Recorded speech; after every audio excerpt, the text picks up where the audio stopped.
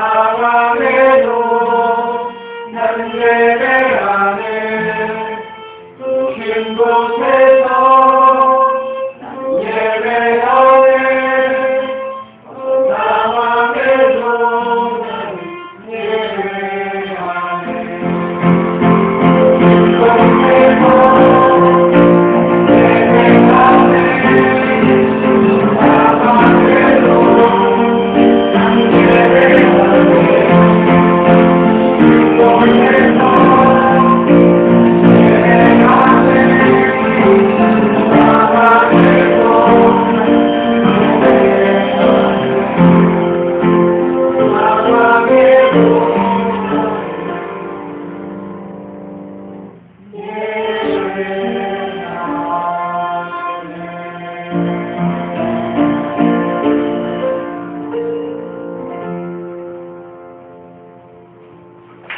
아멘.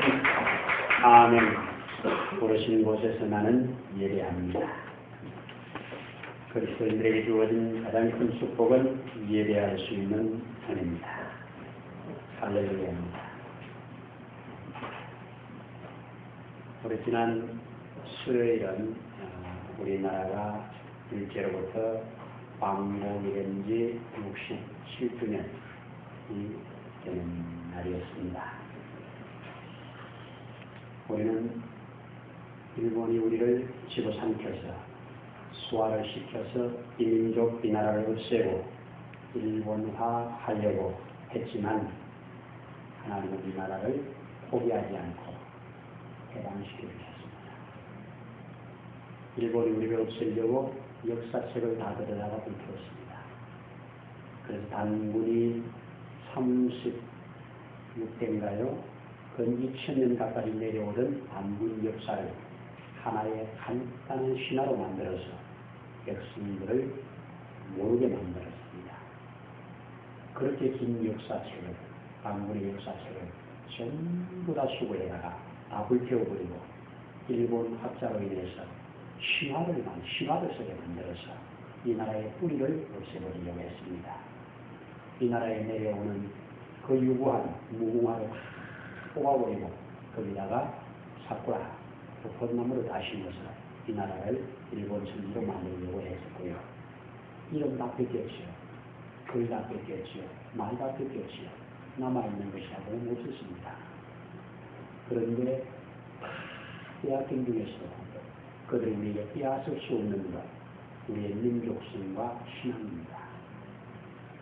우리 신앙이 그때 신앙이 들어온 지가 얼마 안 됐을 때예요. 대신교가 들어왔을 때 얼마 안 됐을 때입니다. 그런데 그 신앙인들로 인해서 이 나라에 수많은 피를 뿌리게 하고 그 피 뿌린 위에 다시 하나님이 해방을 주십니다. 할렐루야죠. 할렐루야입니다. 나는 믿습니다. 이 나라가 주님 오실 때까지 주님 손에 붙들린 말이에요. 전 세계 앞에 예수 그리스도를 왕으로 예수 그리스도를 구주로 믿는 나라가 어떤 복을 받는가를 그를 쓰시기를 기뻐하는 나라로 대한민국을 하나님 택했다고 합니다. 아멘입니다.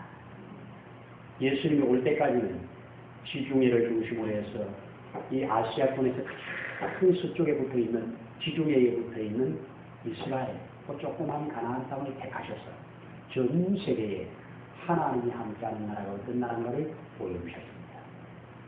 그렇게 애굽이 컸고 그렇게 바벨론이 컸고 그렇게 아수르가 컸고 그렇게 헬라가 컸고 그렇게 로마가 커도 그 속에 계속 먹히는 삶을 살아도 하나님의 관심은 이스라엘에 있어 망할 수가 없었습니다.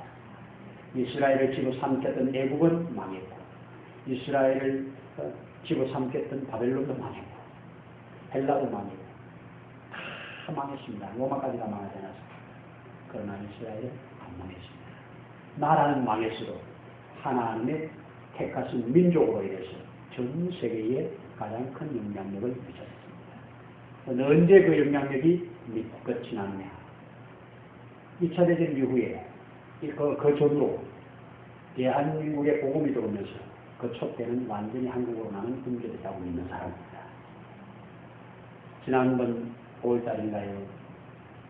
유대인 중에 그 레위 지파 자손 중에 목사님이 된 분들이 세 분이 한국을 오셔서 우리 친대교 목사님들 한 400여 명 모여가지고 함께 이렇게 워크숍을 가졌는데 그들이 하는 말, 이제 유대인을 본받자는 말은 하지 마십시오.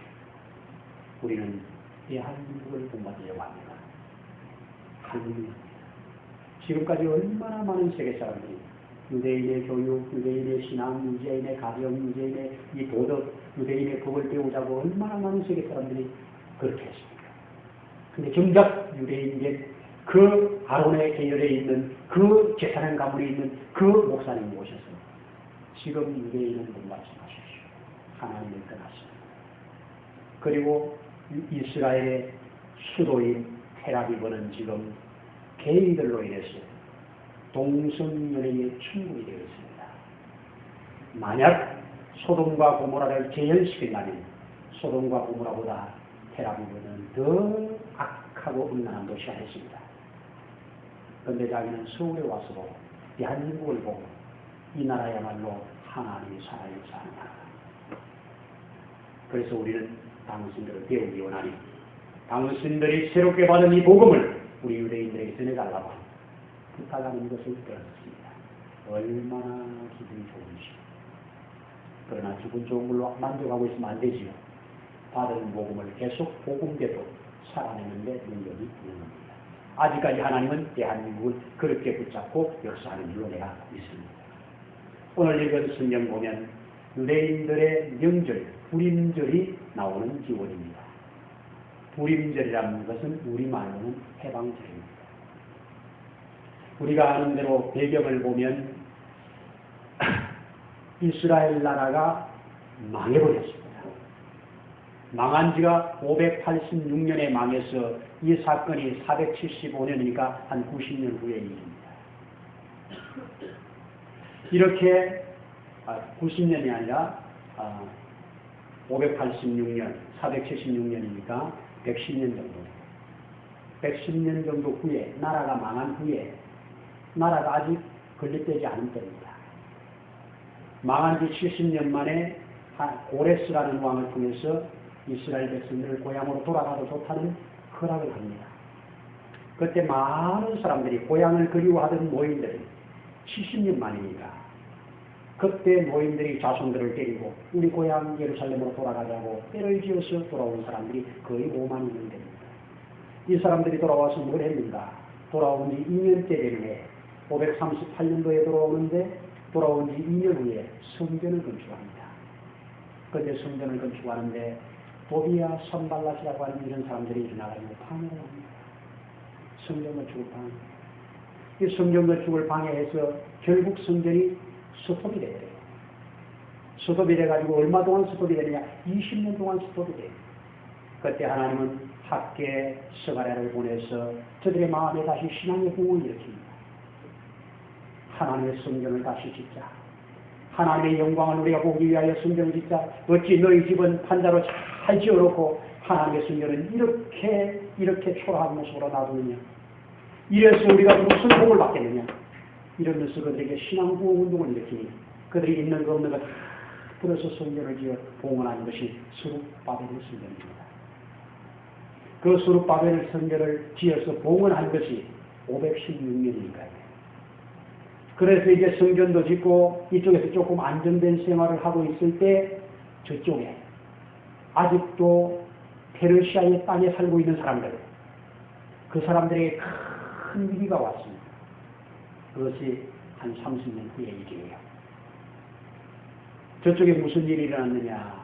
하만이라고 하는 사람이 자기 마음에 들지 않는 모르드게라고 하는 사람, 이 모르드게가 자기가 지금 왕에게 가장 사랑받고 인정받는 사람인데 그 나라의 두 번째 높은 사람인데 자기가 들어가면 나아가면 모든 사람들이 다 절을 하는데 유독 모르드게만 절을 하지 않는 거예요. 모르드게가 왜 절을 하지 않겠습니까?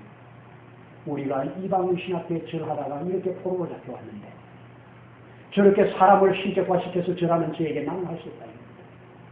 여기까지 우리가 포로되게 와서 지금 살고 있는 것도 억울한데 저런 악한 사람을 갖다가 왕으로 우상해가지고 모든 백성들이 그를 경배하는 것 나만은 할 수 없다는 거예요.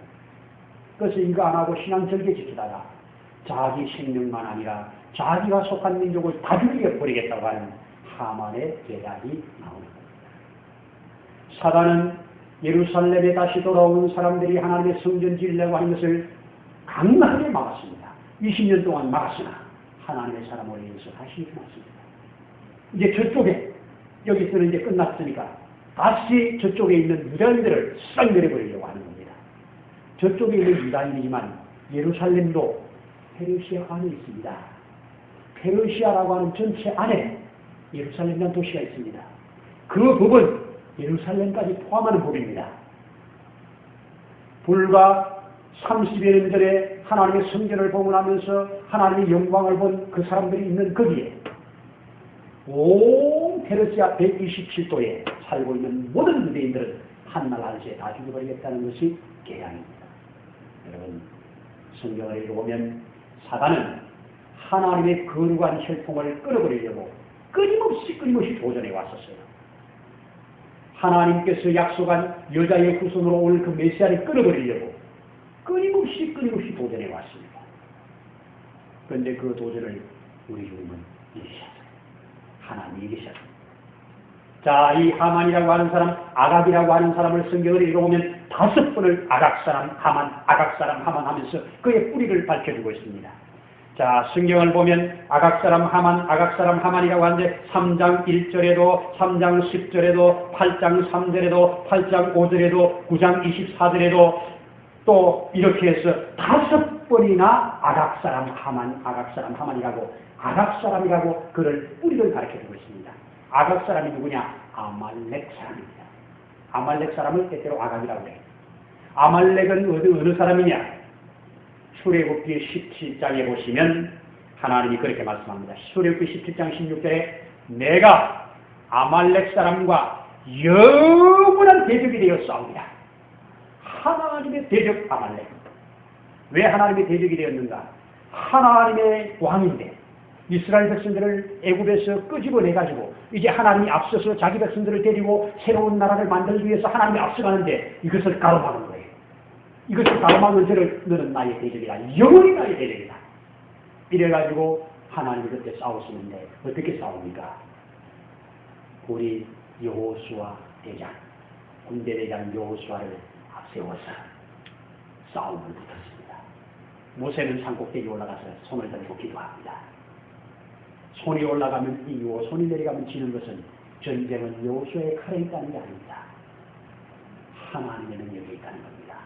아멘이죠. 여러분, 깨달아야 돼요. 우리 자녀들이 바깥에 나가서 성공하는 거 여러분의 손에 달렸다는 건 믿어야 돼요. 기도의 손에 달렸다는 건 믿어야 돼요. 아멘이에요. 수지야, 민지야, 예지야, 권사님의 손끝에 기도에 너희들의 운명이 달렸다는 걸 믿어야 된다. 신앙입니다. 기도하는 손끝에 자녀들이 일어나는 겁니다. 기도하는 지도자들 밑에 백성이 일어나는 겁니다. 할렐루야입니다. 여러분, 내가 능력이 많아서, 내가 기회가 좋아서, 내가 운이 좋아서 아니고 손들면 이기고 손들면 진다. 할렐루야입니다. 손들면 이기고 손들면 지는 것은 하나님의 능력에 모든 것이 달렸다. 사람이 배에게도 이루는 일은 하나님이다. 전쟁은 여호와께 속했다. 이거 확실히 보여준 것이 아말렉과의 전쟁입니다. 여기서 아말렉은 철장이 좋지요. 모세의 손이 내려오지 않으니까 끝까지 이겼다. 이겼지만 진멸시키지 못했어요. 그 족속이 일부 살아서 도망간 거예요. 그 살아 도망간 자들이 다시 기회를 보다가 400년 후에 큰 민족이 되어서 이스라엘이 이제 정식나라로 사울 왕이 되었을 때 이스라엘 나라가 완성됐잖아요. 그 완성된 그 나라를 아말렉이 또 먹으려고 하는 겁니다. 이때 하나님께서 첫 번째 왕 사울에게 준 미션이, 첫 번째 준 미션이 뭐냐? 저 아말렉 족속을 멸하라.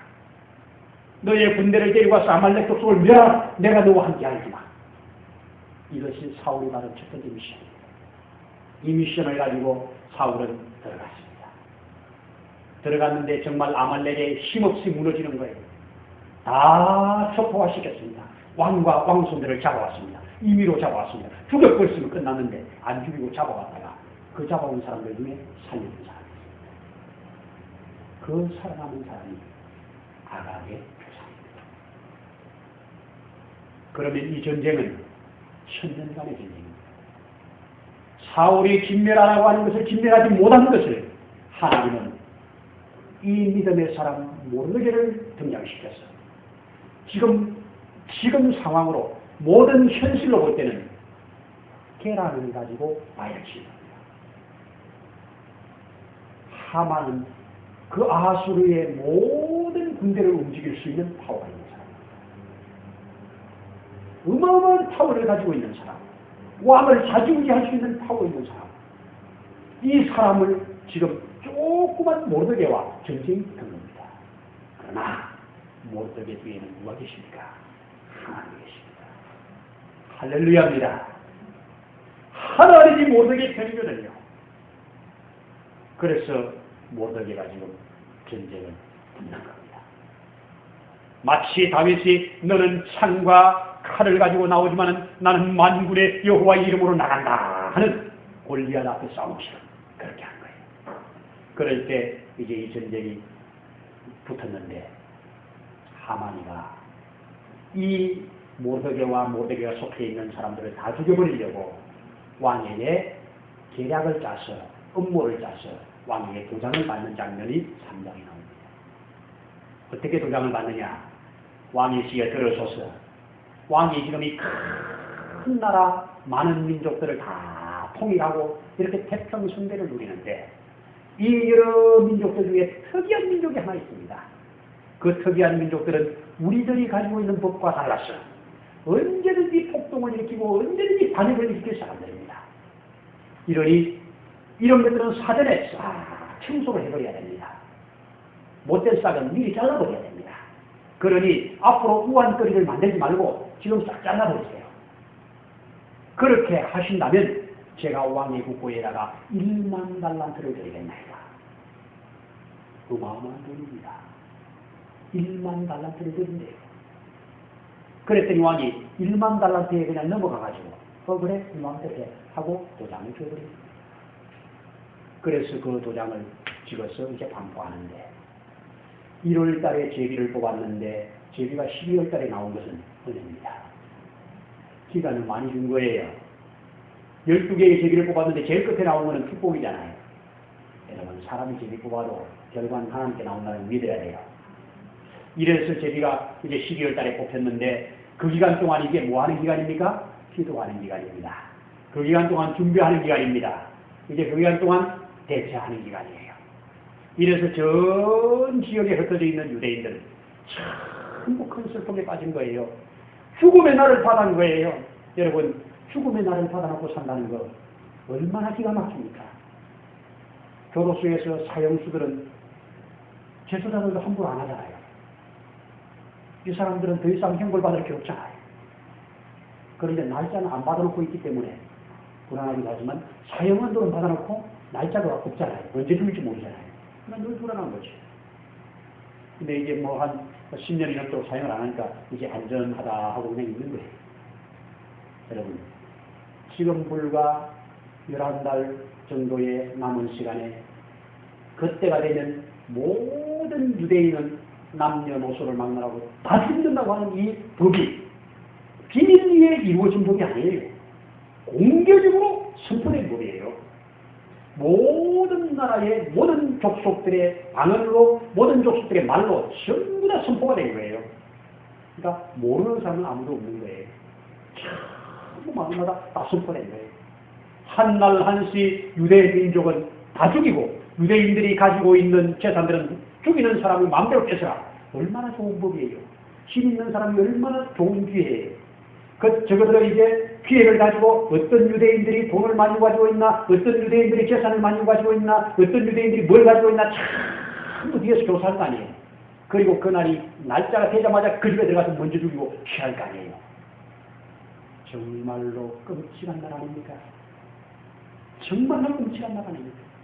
이 끔찍한 날, 이 날을 지금 바라보면서 살고 있는 유대인들 어떻겠습니까? 이때 모르드게는 자기의 관복, 그는 공무원이었으니까 관복이 있죠. 관복을 다 벗어버리고 대신 굵은 게 옷을 입고 성문 앞에 앉아서 통곡하면서 우는 거예요. 통곡하면서 성문 앞에 우니까 왕비가 지금 모르드게의 사촌 여동생입니다. 사촌 여동생 모르드게가 왕비 에스더가 왜 그러냐고 물어봤더니 사람 보내서 알아봤더니 사실을 알려주는 거예요. 그래서 왕복을 이제 옷을 입으시고 그만 우시라고 그랬더니 아니다. 이 민족이 다 죽음의 위기에 처해 있는데 내가 어찌 편할 수 있겠냐. 너도 이때를 위하여 너를 왕궁에 보냈으니 네가 이 문제를 해결하라는 거예요. 에스더. 이때 에스더 하는 말이 뭡니까? 오빠, 왕이 내 얼굴 안 본 지도 벌써 한 달입니다. 이때는 왕비가 된 후에 8년쯤 지났을 때예요. 왕비 되자마자 아니에요. 83년에 왕대가 이게 75년도에 되니까 한 8년쯤 왕비도 있을 때예요. 이럴 때 이제 왕이 부르지 않았는데 왕 앞에 나아가면 이거는 누구든지 그 자리에서 목숨이 달아나요. 그러니까 에스더가 뭐라고 그럽니까? 나중에 모르드게의 말을 듣고 만약에 네가 이 일을 관과하면 네 생명도 온전하지 못할 것이고 또 네가 너로 인해서 하나님이 구원의 길을 베풀지 않으면 하나님은 다른 길을 통해서도 구원은 하는데 네 생명도 온전하지 못한다. 이 얘기 아니에요. 이 얘기를 듣고 나서 에스더가 오빠에게 하는 말, 저를 위해서 동원할 수 있는 모든 사람 동원해서 전부 알려서 3일간 금식 기도해 주세요.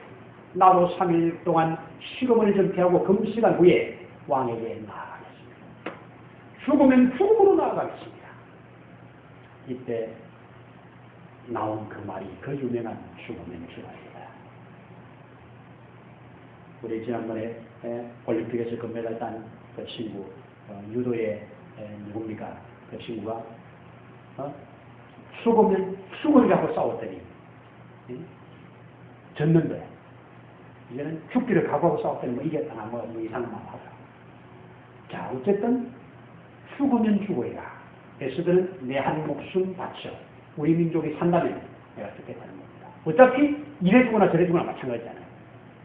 어차피 하만의 법이 죽음의 법이 지금 통과됐으니까 그 죽음의 법 앞에 자기도 속해 있잖아요.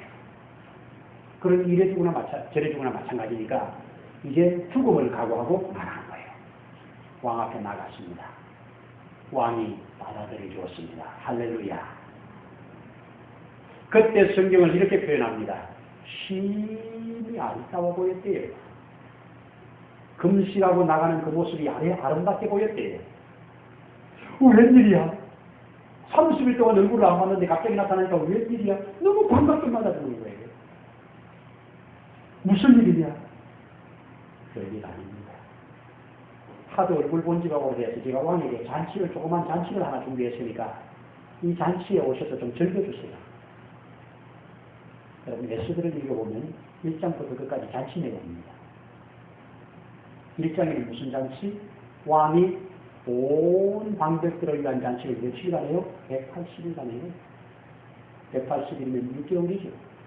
180일 동안 계속 잔치하고 그리고 나서 잔치를 위해서 수고한 사람들 있잖아요. 왕궁에서 잔치를 위해서 수고한 사람들을 위해서 다시 7일 그 잔치예요. 그래서 187일 잔치예요. 그 잔치 마지막 시간에 뭐예요? 왕비로 하여금 쇼하게 해요. 그런데 왕비가 쇼하기 싫다고 안 나와요. 왕비가 왕의 말을 거역해요. 187일 잔치의 결과는 왕비 폐위입니다. 비극의 잔치죠. 왕비가 폐위되는 거예요. 그 이후에 시간이 지나서 새롭게 간택된 자가 에스더잖아요. 그런데 에스더가 왕비로 뽑혔을 때 큰 잔치를 했는데 이 잔치는 백성들에게 세겜을 감면해주고 아멘이죠. 또 공을 세운 자들에게 큰 상을 주는 그런 잔치였습니다. 이 장의 잔치는. 이 잔치는 기쁨의 잔치였죠. 즐거움의 잔치였죠. 그리고 이제 3장에서는 하만의 악한 계계가 나오고 4장에서 에스더와 모르드게의 기도가 나오면서 5장에 잔치가 또 있는데 그 잔치는 무슨 잔치? 에스더가 왕을 위한 첫 번째 잔치. 그 에스더가 왕을 위한 첫 번째 잔치에 하만이가 참석하지요. 하만이가 특별히 자기만 그 잔치에 초대받은 것 때문에 엄청 권력이 높아지지요. 그렇죠. 왕이 이제 잔치 마지막 중되어서 네가 나한테 나온 것은 죽음을 무릅쓰고 생명을 내놓고 나온 데는 목적이 있을 텐데 목적이 뭐냐? 뭘 원하느냐? 네가 원한다면 나라의 절반이라도 줄 테니 원하는 걸 말해라. 아닙니다. 왕이시여. 제가 그저 원하는 것은 한 번 더 잔치에 나오는 것뿐입니다. 내일 또 내가 특별한 상을 마련할 테니까 내일 또 한 번 더 잔치에 나오소서. 왕은 찜찜합니다. 되게 뭔가 속에 있는데 안 내놓으니까. 그래서 잠을 못 잤는지 몰라요. 그날 밤에 잠이 안 와요. 아니 제가 무슨 궁금이가 있느냐. 그래서 밤새도록 잠이 안 오니까 여봐라 그 누가 있느냐. 내가 지금 잠이 안 오니까 일기책 좀 받다 읽어라. 그래서 일기책을 읽었는데 마침 그때 읽은 일기책이 모르드게가 자기 생명을 구원해 준 그 사건이에요. 그 사건을 읽으면서 정신이 번쩍 나가지고 혹시 그 사람에게 뭔 상을 좀 베풀었느냐? 아니요. 아무 베푼 상은 없습니다. 그러냐? 그런 사람 상을 줘야지. 밖에 누가 있느냐? 그랬더니 예, 제가 있습니다. 하만이가 여기에 도착해 있어요. 하만이가 뭐 하려고 왔어요? 장대를 20m나 되는 장대를 달아놨고 그 장대 위에다가 모르드게를 먼저 죽이려고 모르드게 죽이는 법을 만들어가지고 왕 앞에 결제받으러 온 거예요. 그 결제받으러 왔는데 걔 누가 있느냐? 그러니까 예, 제가 있나이다. 아, 너희도 들어와라. 마침 잘 왔다. 내 마음에 참 귀히 여기는 사람이 하나 있는데 이 사람에게 뭔 상을 좀 좋겠냐? 하하, 왕이시여. 그런 사람이 있으면 왕복을 입으세요. 왕의 관을 씌우세요. 왕이 타는 그 수레에 태우세요. 그리고 왕이 사랑하는 사람을 통해서 왕이 귀히 여기는 사람은 이렇게 높임을 받는다고 온 수산중에 돌아다니면서 외치게 하소서. 왜? 왕이 마음에 귀히 여기는 사람은 자기밖에 없는 줄 알기 때문에. 이거는 틀림없이 자기에게 둘 상으로 알아서 이렇게 말했습니다. 왕이 참 어리석어요. 왕비태인 시키는 거 보세요. 어리석잖아요. 지금도 얼마나 어리석어요. 한 민족을 없앤다고 한 사람이 와가지고 1만 달러 줄 테니까 이 엄청난 돈 줄 테니까 한 민족을 없애라고 하는데 그냥 도장해 주는 사람 얼마나 어리석어요. 왕이 어리석어요. 지금도 엄청나게 어리석은 거예요. 하나님의 지혜를 뺐나 봐요. 조금만 생각하면 이놈이 감히하고 바로 그 자리에서 칼을 뽑아 죽여야 되는 놈이에요. 새로운 왕을 세우겠다는 거 아니에요. 그렇잖아요. 왕의 옷을 이 사람한테 입히고 왕의 관을 이 사람한테 씌우고 왕이 타는 수레를 이 사람한테 태우라는 것은 새로운 왕을 세우겠다는 거 아니에요. 얼마나 어마어마한 일이에요. 왕을 이제 물러가서서 새로운 왕을 세울 때입니다. 이 말 아니에요. 그것이 자기 중심에 있으니까 이제 내가 왕 되겠다 이 말 아니에요. 조금만 생각하면 그런데 생각 없이 그래 그 좋은 생각이다. 그래서 가서 해라. 누구에게요? 모르드게에게. 누가요? 네가. 하나님 그 순간 너 승리한 줄 믿으시기는. 이래서 하만은 모르드게 죽이러 왔다가 졸지에 모르드게에게 왕복을 입혀가지고 왕관을 세워가지고 왕수레에 태워가지고 온 동네 다니면서 왕이 귀히 여기는 자는 이렇게 높임을 받는다고 소리치고 다니는 이 모습이 얼마나 기가 막히겠어요. 이 다혈질이거든요. 이래가지고 동네 한 바퀴 쭉 돌고 모르드게 내려놓고 집에 들어갈 때 엄청나게 열받은 거예요. 죽이려고 막 했는데 그래서 여러 차득 받아가 집에 들어갔는데 집에 가자마자 누가 도착해 있습니까? 에스더의 잔치에 참여하라고 초대하러 온 사람들이 시간 됐습니다. 어서 가시죠 하고 그냥 바로 데리고 와버린 거예요. 그래서 또 에스더의 잔치에 들어간 거예요. 여러분, 에스더가 첫 번째 잔치에서 왕이시여 내가 죽을 위기에 놓였습니다. 나와 내가 속해 있는 민족이 하나의 죽음을 후퇴했습니다. 첫 번째 이 이야기를 했으면 이 왕도 골치가 아파집니다. 그런데 하룻밤을 지나면서 그 하룻밤 사이에 모르드게 사건을 부각시키고 이런 어떤 시간적인 것도 너무 기가 막힌 하나님의 섭리입니다. 이래갖고 있을 때 이게 하만과 함께 단치하고 있는데 너가 소원이 뭐냐? 내가 틀림없이 나한테 소원이 있지 않냐? 소원 없이 이런 일을 할 수 없다는 거예요. 그때 예 왕이여 이 딸을 귀히 여기시거든 제가 소원 한 가지 있는데 내가 지금 죽게 생겼습니다. 나와 내 민족을 죽이는 법이 통과됐습니다. 뭐라고? 그게 누군데? 누가 너를 죽이려고 하는데? 예, 바로 이 하만입니다. 이 하만이가 통과시킨 그 법은 도장 찍어서 반포한 그 법은 내가 유대 민족이기 때문에 나도 피할 길이 없습니다. 왕은 고민이 됐습니다. 이 에스더와 이 사람들이 다 죽게 됐다고 하니까 엄청난 고민이 온 거예요. 누가 도장 찍은 거예요? 왕이 도장 준 거잖아요. 자기가 지금 자기 부인을 죽이는 거잖아요. 이래서 엄청난 고민 속에 바깥으로 나가버려요. 바깥으로 나갔다가 한 바퀴 돌고 다시 돌아오는 중에 하만이가 에스더를 수납폭을 붙들고 살려달라고 지금 부들부들 떨고 있는 거예요. 이 장면이 저쪽에서 보니까 에스더에게 꼭 어떤 나쁜 일을 행하려고 하는 모습으로 보인 거예요. 그랬더니 왕이 확 열을 받아가지고 당장 저놈을 처리해라. 그래서 그에게 보자기를 씌워서 눈을 가리우고 바로 하만의 집에 세우는 자기가 스스로 세우는 20m 되는 큰 나무 위에 달아서 그리고 에스더는 다시 왕 앞에 이제 시간을 가지고 우리가 12월 13일 다 죽는 법은 아직 살아있습니다. 하만이가 죽어도 법은 살아있지 않습니까? 이 법을 어찌 하랍니까? 내가 왕의 도장이 찍힌 내 도장이 찍힌 법은 누구도 변개할 수 없느냐? 누구도 변개할 수 없느냐? 한 번 도장 찍어 반포된 것을 변개할 수 없느냐? 그러면 어떡하냐? 새 법을 내가 주마. 새 법을 주마.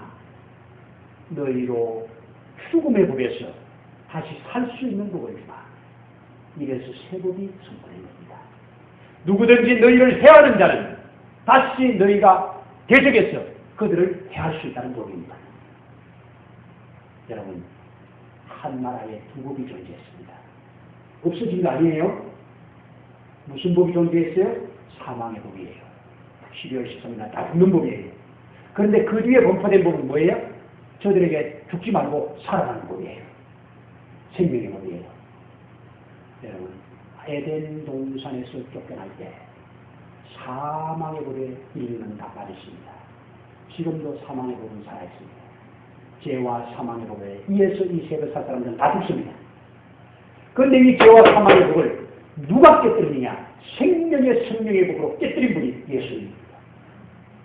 예수님이 이 땅에 오셔서 자기 생명을 내어줌으로 죄와 사망의 법을 깨뜨리고 그 죄와 사망의 법 안에 있는 자를 건져내 주는 것이 구원입니다. 이 구원받은 사람들이 나 구원받았네, 너 구원받았네, 우리 구원받았네 하는 겁니다. 그래서 로마서 8장인데 죄와 사망의 법에서 우리가 해방되었다. 생명의 성령의 법으로 해방되었다. 이 해방된 자에게는 이제 사망이나 고통이나 저주나 그 어떤 것에도 묶일 이유가 없다. 할렐루야. 생명의 법을 가졌습니다. 여전히 사망의 법이 존재합니다. 지금도 사망의 법은 존재해요. 생명의 법과 사망의 법은 동시에 존재해요. 언제까지? 예수님 올 때까지. 아멘입니다. 이 두 가지 법 아래 저와 여러분들이 어느 법을 따라 살 것이냐? 저와 여러분들 이미 생명의 법, 예수의 법 안에 들어왔다면 바로 죄와 사망의 법에 망할 자가 아닙니다. 망할 자가 아닙니다. 그럼 지금 모르는 사람들은 망하는 거예요. 그래서 이것을 빨리 알려야 돼요. 빨리 알려야 돼요. 온 유대인들에게 다 이 법을 알려야 돼요. 죄와 사망의 법을 이미 알고 있으니까 새롭게 선포된 생명의 법을 알려서 이제 죄와 사망의 법과 싸워 이기는 이 자들로 인해서 하나님의 그러한 영광이 나타난 거예요. 이것이 바로 부림절이에요. 그래서 이제 유대인들이 전 유대인들에게 입에서 입으로 소문을 내서 왕이 새로운 복을 선포했으니 너희들은 가만히 죽음으로 당하지 말고 너희에게 힘을 키워서 너희를 죽이려고 하는 사람들을 오히려 너희가 죽여라. 그것은 괜찮다 이겁니다. 너희를 죽이려고 덤벼드는 자는 다 죽여야 됩니다. 죽이고 그들의 재산을 너희 끌어 만들어라 이겁니다. 이래서 싸워야 하는 겁니다. 여러분, 우리 주님이 우리에게 주신 생명의 승리의 복을 가지수도 우리는 싸워야 할 대상이 있습니다. 있습니다. 끊임없이 그 법을 가지고 우리를 도전해 오는 것이 아직도 사망의 법이잖아요. 끊임없이 도전해 오잖아요. 이 도전해 오는 이 세력을 생명의 법으로 이긴 자들이 불임절을 맞는 거예요. 그래서 이 불임절 잔치를 보면 오늘 읽은 22절, 23절, 24절에 계속 잔치가 나오잖아요. 우리 한번 확인해 보세요. 자, 에스더 9장 17절, 아달월 13일에 그 일을 행하였고 14일에 심해 그날에 뭐 했고 잔치를 베풀었고 19절에 수산에 사는 유다인들이 13일과 14일에 모였고 15일에 심해 이날에 뭐 했고 잔치를 베풀었고 그러므로 시골의 유다인 곧 석이 없고 없는 고을에 사는 자들이 아달월 14일을 명절로 삼아 잔치를 베풀고 즐기며 서로 예물을 주었다. 계속 전 고을마다 석이 없는 고을마다 골짝골짝마다 다 이 법이 전파돼가지고 그날에 서로 잔치를 다 베풀었어요. 이 잔치 베푸는 이 사건을 이제 두고 22절에 보세요. 잔치 베푸는 이유가 이겁니다. 이날에 유대인들이 대적에게서 벗어나서 평안함을 얻었으니 슬픔이 변하여 기쁨이 되고 예통이 변하여 길한 날이 되었으니 이 두 날을 지켜 잔치를 베풀고 즐기며 서로 예물을 주며 가난한 자를 구제하라 했다. 이 잔치를 어떻게 지켜야 할 것인가를 가르쳐줬는데 잔치를 하는 이유는 뭐라고요? 해방이라고요. 슬픔이 변하여 기쁨이 됐다고요. 아주 애통이 좋은 것이 됐다고요. 이렇게 좋은 날에 잔치를 하는데 어떻게 잔치하래요? 세 가지를 가르쳐줬어요. 첫 번째 잔치 어떻게 하래요? 기쁨의 날로 잔치를 베풀어라. 기뻐하면서 잔치해라. 할렐루야입니다. 그렇기 때문에 주일날 예배드리고 하나님 앞에 어떤 예배드리고 할 때는 기쁨으로 하는 거예요. 기쁨으로 해라. 나 구원받았고 너 구원받고 우리 구원받았으니까 기쁨으로 나가자 입니다. 할렐루야. 두 번째 어떻게 하래요? 기쁨의 날. 그 다음에는 환영의 날로. 서로 예물을 주면서 하래요. 서로 예물을 나누래요. 조금 더 있는 자가 조금 없는 자에게 나누어 주래요. 모두에게 기쁨을 주래요. 잔칫날은 모두가 기쁜 날이죠. 아멘입니다. 세 번째는 어떻게 하래요? 가난한 자를 구제도 하면서 하래요. 이 잔칫날 가난한 자가 없게 하래요. 참 우리나라는 옛날에 제가 어렸을 때 시골에서 보면요. 잔칫날 주변 마을에 있는 거지들이 잔치 있다는 걸 알면 그 잔치집에 거지들이 다 모여요. 절대로 그날은 밖에 안 합니다. 그날은 잔치들에게도 한 상을 차려줍니다. 참 성경적이에요. 가난한 자들을 구제하면서 해라. 오늘날 우리 교회가 받은 사명 아니겠어요? 교회의 핵심은 기쁨입니다. 교회의 핵심은 서로 돕는 일입니다. 교회의 핵심은 또한 없는 사람에게 있는 것이 흘러가게 하는 겁니다. 그래서 모두에게 기쁨이 더불어 주어지는 겁니다. 이것이 불임절에 이렇게 대대로 지키라고 했습니다. 유대인들은 지금도 불임절은 지키고 있습니다. 여러분, 우리는 그리스도 예수로 말미암아 생명을 얻은 새로운 생명, 죄와 사망의 복을 이길 생명의 생명을 복을 가진 사람으로서 이 땅 가운데 아직 죄와 사망의 복이 있는 자를 건져낼 의무가 있고 건져낼 사명이 있는 자들인 줄로 믿습니다. 이 은혜가 저와 여러분들에게 풍성하게 거해서 우리의 신앙생활이 더욱 기름질 수 있기를 축복합니다. 아멘입니다. 그 시간에 이제 보충하는 것으로 당시의 시대적 배경을 조금 더 살펴볼 수 있는 시간을 갖도록 하겠습니다. 감사합니다. 우리 함께 기도드립니다. 할렐루야. 살아계신 하나님 아버지, 은혜와 사랑을 진실로 감사합니다. 우리를 허물과 죄 가운데서 살려주시고 하나님 아버지의 거룩한 영광 가운데 나아갈 수 있도록 도와주신 것을 감사합니다. 온 백성이 한날 한시에 다 떼죽음을 당하는 기가 막힌 운명의 날, 이 날을 기도로 도전하고 믿음으로 도전한 하나님의 사람들로 인해서 마침내 생명의 날로, 기쁨의 날로, 축복의 날로, 하나님 앞에 큰 영광을 올려드리는 날로 이렇게 받은 것을 감사합니다. 아버지 하나님, 이런 것을 성경의 기록에서 우리에게 주신 것은 또한 오늘날 우리에게도 이러한 죄와 사망의 법을 이기고 생명의 성령의 법으로 날마다 살라고 하는 귀한 메시지인 줄로 믿습니다. 우리에게 그 복이 더 흘러날 수 있도록 증거를 삼으시고 역사를 이루어 주옵소서. 오늘도 감사드리며 우리의 주 예수님 이름으로 기도하옵나이다. 아멘. 할렐루야. 감사합니다. 이제 휴가철도 좀 지나고요. 더위도 좀 더 것 같고요. 우리의 신앙생활이 좀 더 기름져갈 수 있는 그런 기회가 됐으면 좋겠습니다. 우리 기도하는 시간을 잘 수용할 수 있길 바라고요. 이번 토요일 날 제가 계속 다니면서 섬기고 있는 베트남의 우리 침례교단 목사님들이 50명이 이번 토요일 날 한국을 방문합니다. 난생 처음 방문하는 한국입니다. 토요일 날 하루 서울을 중심으로 해서 서울을 조금 경험할 수 있는 그런 기회를 가졌는데 제가 안내를 하기로 했었습니다. 50명들에게 한 번 왔다 가는 서울 좋은 기회가 될 수 있는, 그러면 날씨도 좋아야 되고 여러 가지가 좋아야 되는데 기도가 필요한 줄로 생각을 합니다. 그리고 그들은 저녁 때 이제 우리 연세 중앙침례교회로 들어가서 거기서 자고 거기서 그 다음 주일 예배를 드리고 그 다음 월요일 날 전국 목회자 수련회가 김대선 수련관에서 있는데 거기 그 수련관에 목회자 수련회에 함께 참석하게 됩니다. 저도 그때 같이 참석할 계획을 가지고 있습니다. 김대선 수련관에. 그래서 한 수련관에서 수련회가 끝나고 나면 이제 그들은 바로 인천공항을 통해서 본국으로 돌아가게 됩니다. 그러니까 이 대한민국을 경험하는 것은 그 영적 수련회에 참석하는 거 하나하고 토요일 날 하루 서울을 돌아보는 일이에요. 하루 어떻게 돌아볼까 기도하다가 우리 홍 집사님께서 양화진에 가면 참 좋겠다 이렇게 추천을 해서 제가 양화진을 예약을 하려고 했더니 마침 공사기간이에요.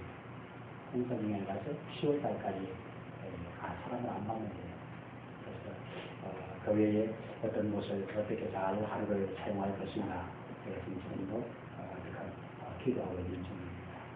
감사하고요.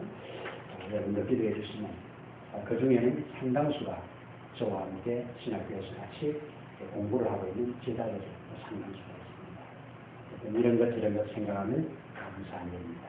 그런데 너무너무 소원하던 한국 방문이 이루어지는가, 특별히 한국의 다른 부분보다 영적인 부분, 교회를 보고 전국에 있는 목회자들, 제가 생각을 한 2,000명 정도의 목사님들이 함께 모여서 영적 수련을 합니다.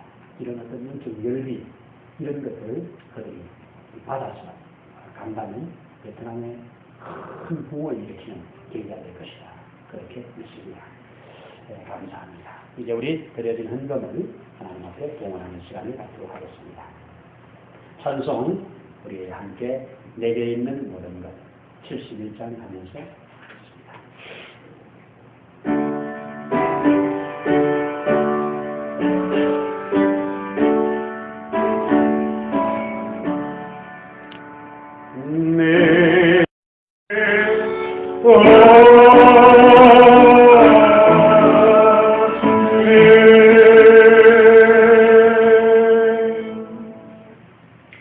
이제는 우리 구주 예수 그리스도의 크신 은혜와 하나님 아버지의 다함이 없으신 사랑하심과 보혜사 성령님의 위로하시며 내주하시며 충만케 하시는 역사가 오늘 죄와 사망의 법에서 해방되어 생명의 성령의 법으로 풍성한 삶을 살아가기 원하는 모든 신령 위에 가정 위에 이제로부터 영원토록 함께 하시기를 간절히 축원하옵나이다.